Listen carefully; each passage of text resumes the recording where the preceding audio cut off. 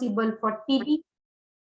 Corny bacterium नावाचा दुसरा bacteria आहे, त्याच्याने घशाचं खूप अतिशय सिव्हिअर इन्फेक्शन होतं. ओके. मायकोबॅक्टेरियम लेप्री पण तुम्हाला माहिती असेल, लेप्रसी कॉज करणारा. लेप्रसी म्हणजे कुष्ठरोग जर माहिती असेल, बाबा आमटे आपले कुष्ठरोग्यांसाठी काम करायचे. सो कुष्ठरोग ऐकलंय हे कुठेतरी टर्म. या सो लेप्रसी, बाबा पण आमटेंनी माहित नाही खूप मला. कुष्ठरोग्यांवर काम केलेलं आहे. सो दॅट म्हणजे इज काय what is a actinomycetes. Okay. कुष्ठरोग म्हणजे Number काय of असतं? antibiotics which are also produced by these actinomycetes, like streptomyces. Okay. Streptomyces is producing the antibiotic that is called as a streptomycin. Ma'am Okay. हे कुष्ठरोग म्हणजे काय असतं exactly? कुष्ठरोग सगळी हातांची वगैरे बोट सगळी अशी निघून जातात, त्या लेप्रसीचं इन्फेक्शन होतं. पायांची बोट, हातांची बोट. Just see the images for leprosy, you will understand what exactly it is. Okay. And now the based upon this, if I could show you Google images, I will try to show you.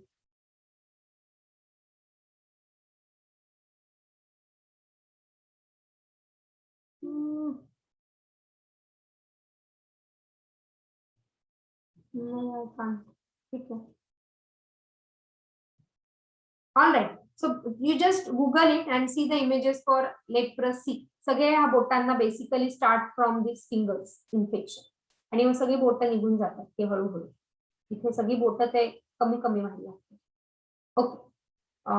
So based upon this, like आपण 5 kingdom classification केलं. 5 kingdom मध्ये मोनरा, what I told you, there is a 3 domain classification as well. So this is a 3 domain classification. परत पुढे कुठेतरी मी slide टाकली असेल याची. 3 domain classification given by the scientist Karl wolf.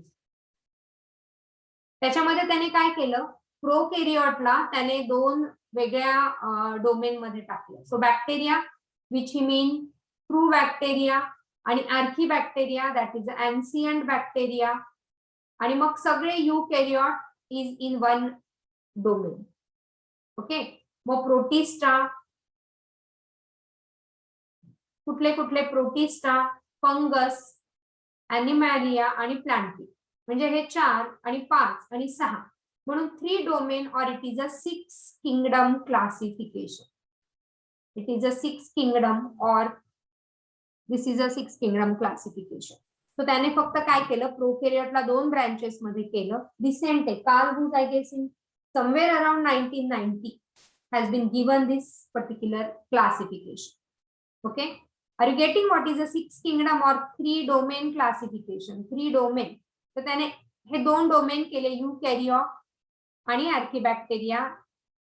याला 2 सेपरेट डोमेन केले आणि हे वरचे सगळे एक त्याने यूकॅरियोट मध्ये टाकले. So प्रोटिस्टा, ॲनिमॅलिया, प्लांटी आणि fungus. So that includes a 6 kingdom classification or 3 domain classification. Remember that. Okay. Now there was one drawback from this classification or from Whitaker's 5 kingdom classification. Can you notice that drawback? Can you notice that drawback?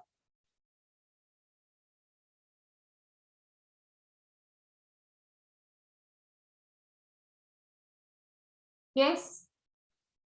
Bola. Corona. With respect to corona, what you can say? Virus. Yes. Virus is not included. Yes, virus is not included in Whitaker's 5 kingdom classification. That was the biggest drawback from Whitaker 5 kingdom classification. Viruses has no place. That But is ma'am, actually true आहे type of, कारण virus हे living आणि non living मधले हे आहेत ना, एक bridge वे. ते जेव्हा सेलच्या एका कॉन्टॅक्ट मध्ये येतात तेव्हाच ते लिव्हिंग होतात. Yes. So viruses are neither prokaryote nor eukaryote आपण डेफिनेशन लिहिली होती व्हायरसची, if you remember. Viruses are, then how will you define? Obligatory. बोला पुढे. इंट्रासेल्युलर मॅम पॅरासिटिक असता का ते? Yes, intracellular parasite. which either contain DNA or RNA, but Yes, never which both. either contain DNA or RNA. DNA or RNA. और खूप महत्वाचा आहे, or RNA, but never both. आणि म्हणून viruses are on the threshold of living and non living. आणि म्हणून तर आपण म्हणतो कोरोनामध्ये सायकल ब्रेक करा. त्याला लिव्हिंग होस्ट सेल मिळाला तर तो लिव्हिंग आहे, त्याला लिव्हिंग होस्ट सेल नाही मिळाला तर तो डेड आहे. आणि म्हणून आपण म्हणतो की कोरोना पेशंटला आयसोलेट करतोय किंवा लोकांच्या कनेक्शन, कारण लोकांच्या कनेक्शन त्याला लिव्हिंग सेल मिळतच जातील ना, हो ना. गर्दी झाली, ग्रुप झाला की त्याला लिव्हिंग सेल मिळत जातील, तो मल्टिप्लाय होत राहील. आणि मग ती सायकल ब्रेक करायची असेल तर आपल्याला हे precautions. So viruses do not have. बाकी प्रोकॅरियोट आणि युकॅरियोट मध्ये दोघांमध्ये डीएनए आणि आरएनए हे दोन्ही असतात. फक्त व्हायरसेसच एक असा आहे की ज्याच्यामध्ये डीएनए आणि आरएनए दोन्ही नाहीये. म्हणून आपण म्हणतो की डीएनए व्हायरस और आरएनए व्हायरस. कोरोना कोणता व्हायरस आहे? डीएनए व्हायरस आहे की आरएनए व्हायरस? आरएनए व्हायरस, कारण तो लवकर म्युटेट होतो. सो इट इज अ त्याच्यात आरएनए व्हायरस. ओके, जास्ती म्युटेशन पाहिलं जातं. या HIV डीएनए व्हायरस और RNA virus? I think so DNA, कारण ते जास्ती म्युटेट नाही झाले. Corona is a RNA virus. Corona sorry, HIV is a RNA virus. आणि HIV मध्ये there are 2 copies of single stranded RNA present in HIV. You are going to again study the detailed structure of HIV in your 12th standard. 2 copies of RNA, single stranded RNA with the enzyme reverse transcriptase. With the enzyme reverse transcriptase. आणि म्हणून due to this enzyme reverse transcriptase, HIV comes under the group of retrovirus.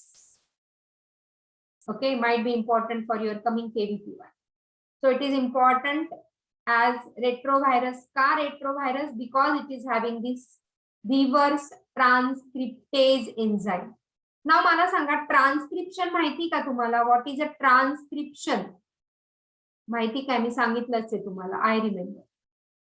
So if you go back and check in biomolecules, I have mentioned about DNA and RNA, where we mention about this transcription.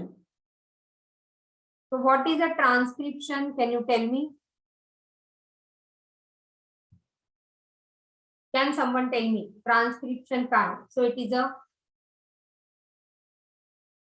DNA पासून RNA बनणं is a transcription. DNA पासून RNA बनणं is a transcription. आणि RNA पासून protein synthesis होणं is called as translation. And this whole process is called as central dogma of protein synthesis. यावेळच्या NEET मध्ये question होता. Go back and check your NEET paper. Central dogma of protein synthesis वर काहीतरी एक question होता.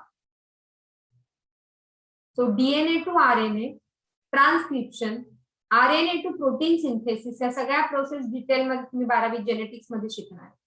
Is a translation. आणि HIV कडे reverse transcription आहे. म्हणजे काय काय करेल मग? तो रिव्हर्स करेल प्रोसेस. आरएनए हून डीएनए मध्ये परत बदलू शकेल. येस, आरएनए हून डीएनए मध्ये जातो आणि मग डीएनए पासून परत तो आरएनए बनवतो. ही रिव्हर्स ट्रान्सक्रिप्शनची मेथड आहे. आणि म्हणून HIVच्या अगेन्स्ट त्याची रिप्रोडक्शनची मेथड फार कॉम्प्लिकेटेड आहे. आणि म्हणून HIVच्या अगेन्स्ट अजून व्हॅक्सिन नाही बनवू शकत सायंटिस्ट. ओके, जसं कोरोनाचं फटाफट व्हॅक्सिन बनलं तसं HIVचं व्हॅक्सिन नाही, कारण त्याची रेप्लिकेशन मेथड फार कॉम्प्लिकेटेड. हे आपण डिटेलमध्ये 12वीत बघणार. मॅम ओरिजिनली हा HIV आफ्रिकाहून आलाय ना? हो. मग तो पूर्ण वर्ल्ड मध्ये कसा पसरला? It is basically from transfusion of infected blood आणि unsafe sexual contact. Okay, okay ma'am. so that is how is a spread of HIV. but corona सारखा तो खूप फास्ट स्प्रेड होत नाही. if care has to be taken, there is a very limited transmission of this HIV. right, so that's all about hereditary ना this. Ma'am पण हा, बोल hereditary ना कोणता आता जे बोलले तुम्ही तो. HIV? हा No, not at all. It is not hereditary. It is from the infected blood. See, HIV च्या मेजर 4 मेथडनी तो ट्रान्सफर होतो. सगळ्यात महत्वाचा वे म्हणजे इन्फेक्टेड ब्लड. समजा कोणाला ब्लड ट्रान्सफ्युजन झालंय आणि तो जर प्रॉपरली चेक नसेल blood and the patient is HIV positive, 100% HIV infection होणार ज्याने ब्लड घेतलं. पण आता nowadays there are so many test available which check the blood before transfusion. Okay, second important way is by the sexual intercourse, unsafe sexual contact. Third important, from the infected syringe needle. Infected needle. Drug abuser असतात ना, तो एक picture बघितला होता परत मी. कोणाचा होता तो? शाहिद कपूरचा, उडता पंजाब. ओके, तुम्ही बघितला की नाही मला माहित नाही. त्याच्यामध्ये त्यांनी अतिशय वाईट ते चित्र दाखवलं होतं पंजाब मधलं. ड्रग अब्युजर आणि सगळे यंग पॉप्युलेशन कसं त्या ड्रग मध्ये खेचलं जातं.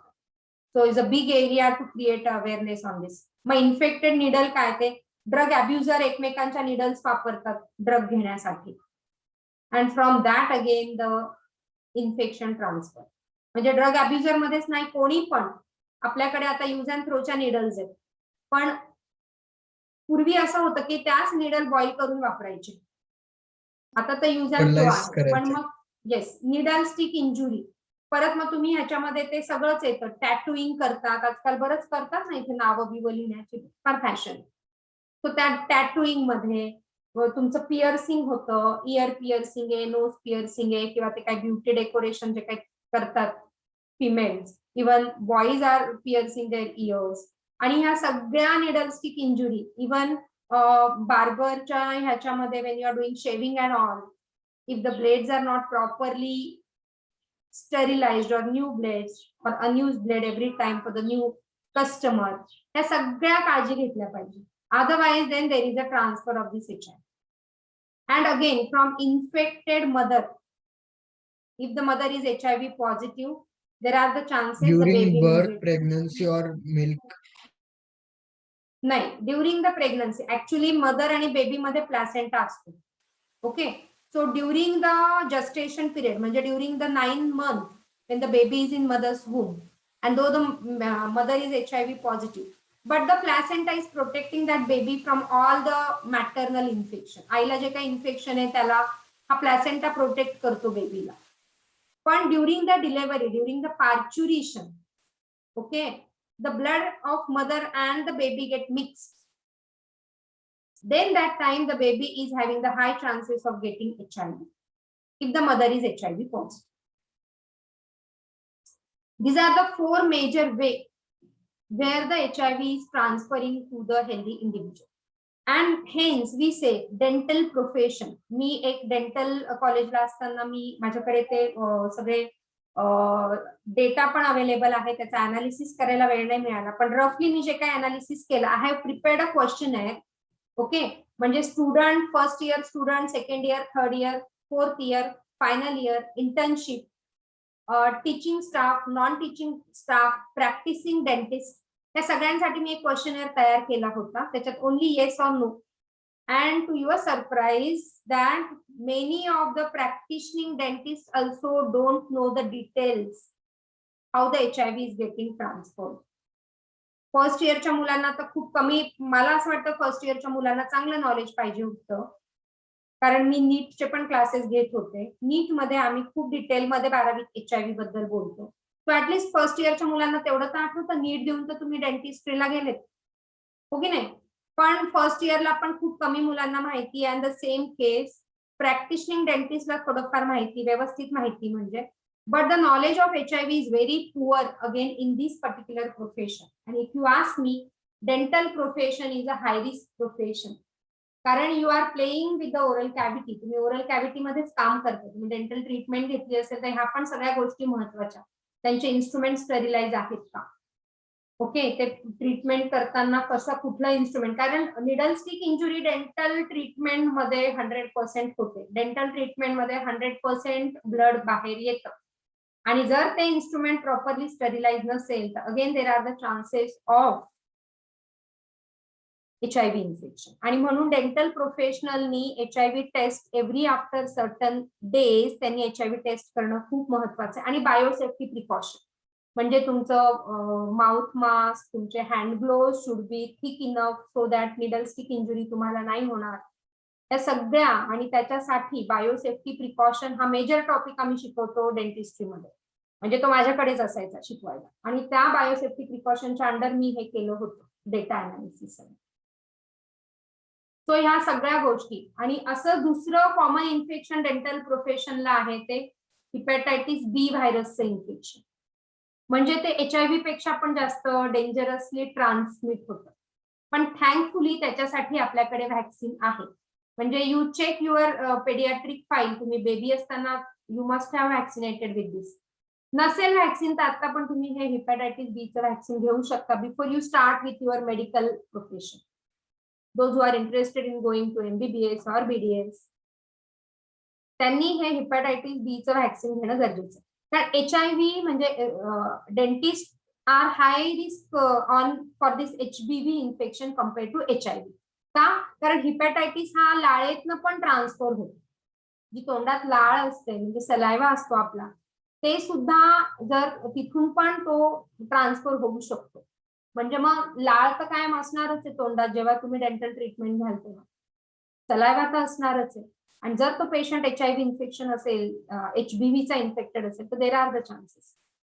HIV अजून सलायवातनं ट्रान्समिट झालेलं अजून तरी काही रिसर्च नाहीये आजपर्यंत तरी, पण हिपॅटायटिस बी हा 100% सलायवातनं ट्रान्समिट होतो, आणि म्हणून HBV इज मोर डेंजरस. आणि बाकी सगळ्या ह्या पण रूट आहेत, ह्या ज्या दिलेल्या 4 रूट मी इथे HIVच्या दिल्या त्या HBV ला पण ऍप्लिकेबल आहे अलॉंग विथ दॅट सलायवा. पण HIV सलायवातनं अजून तरी झालेलं असं रिसर्च नाही की HIV झालाय ट्रान्सफर, राईट? मॅम, हा, पण जे डिसीज असतात प्लेग आणि रेबीज सारखे ते अॅनिमल्सच्या सलायवा मधनं बॉर्न होतात ना, दुसऱ्या बॉडीमध्ये ट्रान्समिट होतात ना? हो, होऊ शकतं, पण HBV नाही. मी HBV आणि HIV बद्दलच बोलते. रेबीज आणि plague is not due to viruses. Rabies is due to viruses, plague is due to bacteria, plague bacteria. Okay, okay ma'am. Rabies जो त्या डॉगच्या सलायवापासून होतो,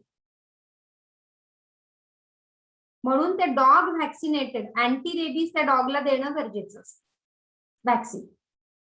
हो मॅम, जेव्हा पण नवीन डॉग घेतो तेव्हा त्याला लगेच इंजेक्शन दिलं जातं, राईट? त्याला व्हॅक्सिनेट करणं महत्वाचं.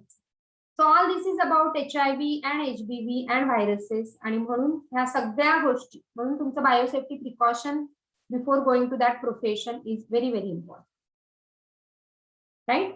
आणि तुम्ही पण बिंग अ बायोलॉजी स्टुडंट, तुम्ही हा पण अवेअरनेस, तुम्ही डेंटिस्ट कडे जाताय, तो कशा पद्धतीने हँडल करतोय त्याला विचारा, तुमचं स्टरलायझेशन कसं होतंय, तुम्ही स्टरलायझेशन करताय का व्यवस्थित, किंवा तुम्ही इन्स्ट्रुमेंट जेव्हा यूज करता ते स्टरिलाइज्ड आहेत का, नाहीतर मग ते फक्त वॉश करतात आणि यूज करतात. तर हे नॉलेज असं करणं is very very dangerous, right? चलो, let us do certain MCQ. बोला. Second option, thermoacidophiles. Yes. Next, the infolding of cell membrane, इथे मी ऍड करते in bacteria. Mesosomes. Yes.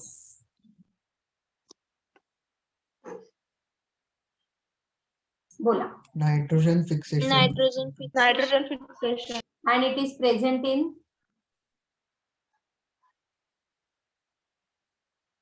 Present कशात असतात heterocysts? Cyanobacteria. Cyanobacteria. Example as per your NCERT for cyanobacteria. Highlight केलं असेल काल बघा तिथे. Blue green algae, nostoc. Nostoc and अनाबिना.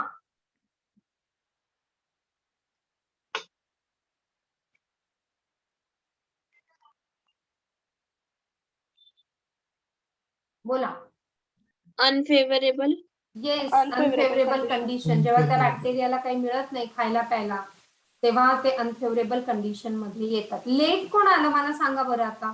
Recently कोण आलं? देवश्री.